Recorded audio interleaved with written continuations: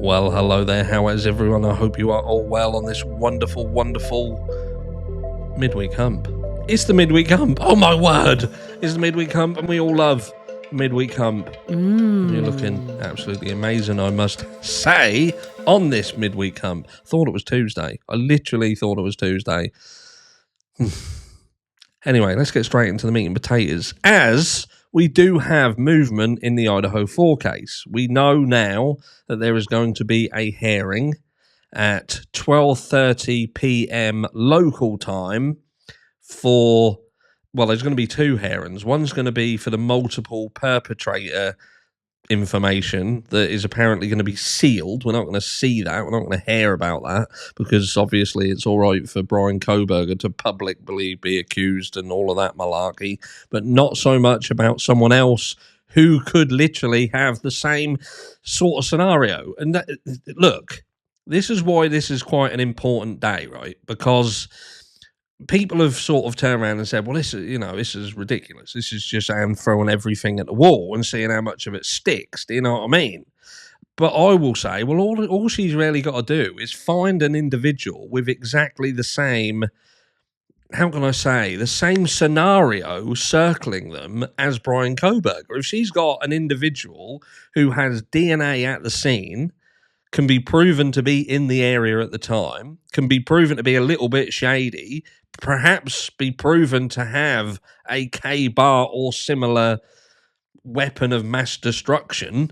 And do you know where I'm going with this? Do you see what I mean? It could be problematic. It could be indeed problematic as you end up with two people with the same similar story between them. You know, what then separates Bryan Kohberger from this other individual, if indeed the circumstances around the accusation are pretty much identical? Because unless you've got an actual eyewitness, then nothing will separate the two.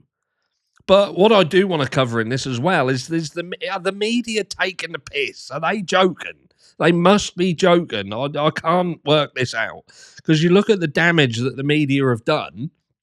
Literally, they have put the situation, because the other half of that hearing on the 18th will be to determine whether there is indeed a continuance, a pause. Everyone's saying, stop, whoa, step back, Shadrach. We have to put a halt on everything because, look, we need to address some things. We know there was an investigation into who was the Leaky McLeakerson, and there are many, many people who have many, many thoughts around it. And later on in today's video library, video 2, I'm going to be talking about Tony Bruschi. That's it, the Bruschi, who is a pro-guilter. I'm going to be going through his last video and doing a reaction to it, so you can tell me whether you think he is right or whether you think he is wrong and I am right. It's obvious I'm right. I'm always right. But yeah, so the media have basically turned this case over. They've done a number on it, haven't they? But they're turning around and now saying the media presence is vital in the upcoming trial of Bryan Kohberger. This is the Idaho Statesman, by the way. So local rag. And let's not forget, this trial is going to be live streamed. It's going to be live.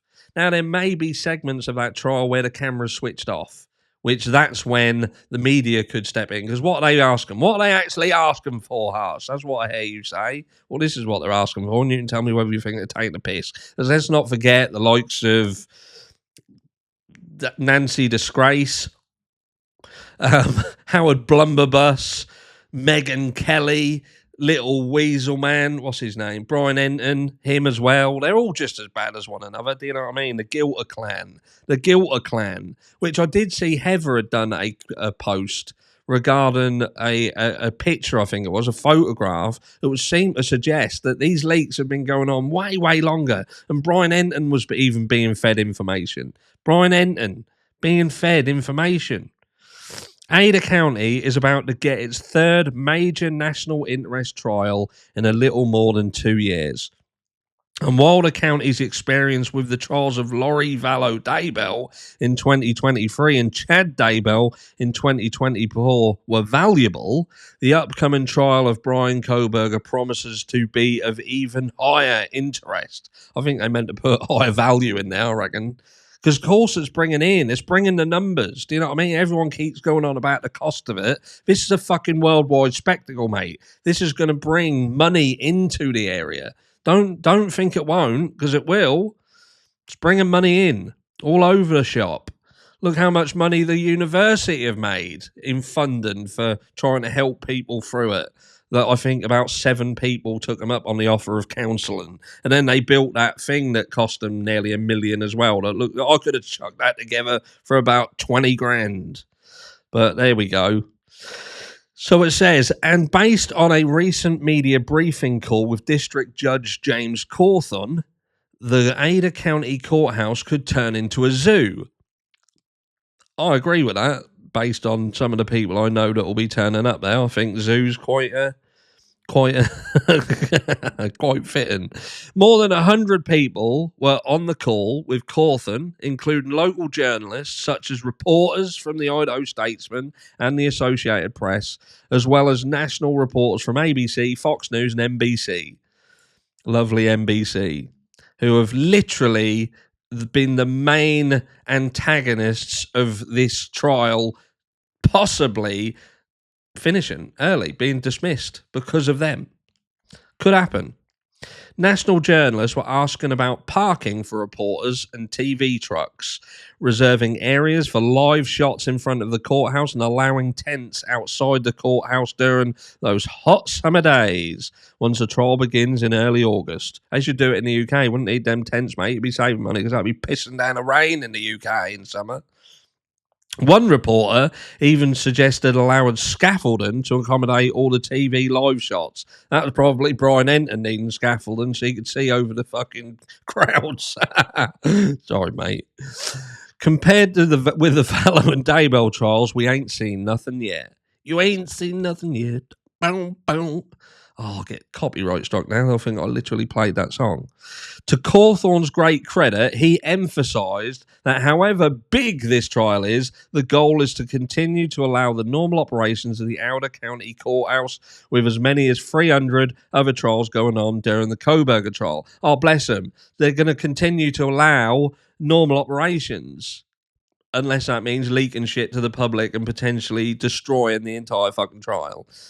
Media access issue arises. But we have a serious concern regarding media access. A concern that doesn't seem to be getting enough attention from the courts. I wonder why that is. Can't think. Can you? Let me know down below what you think that could be.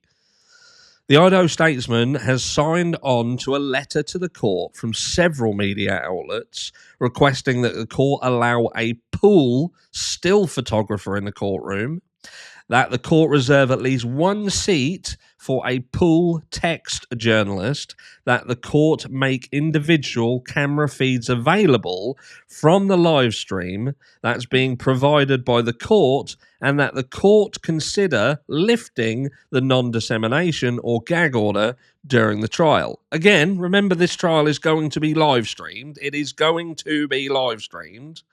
So anyone who's interested in this trial will likely be watching, so I don't really see the point in that. We support all these requests, but in particular, we see a serious flaw with how the court has proposed to handle seating. As proposed now, the court will use a daily reservation system in which the public will have to request a seat in the courtroom by logging in at noon each day for a spot the following day. As one reporter put, it's like buying a concert ticket. Legitimate reporters will be subject to the same first-come, first-served system as the general public. That's no way to ensure journalists have a seat at such an important trial. Well, they don't have to ensure that you get a seat at such an important trial. It should be first-come, first-served. And why? Because from the beginning of this trial, the media, the mainstream media and journalists have turned this fucking thing into a complete and utter trial by media, and to the point again that we're sitting on the precipice of a total collapse of this case caused by the media and their complete lack of respect for the system. So there we go. That's no way to ensure journalists have a seat at such an important trial. In fact, it's entirely possible that the system results in no actual reporters in the courtroom at all. But again, the court trial is going to be live streamed. It's going to be live. Even worse, the system actually hamstrings reporters who might be in the courtroom working at noon at the courthouse, filing stories, going live with a report, filing out of the courtroom at the time the system goes live, or simply working on another story at the moment. The reservation system favours, as the media's letter to the court points out, those with free time on their hands and the fastest internet connection at the moment. Get better internet connection then, fuckers.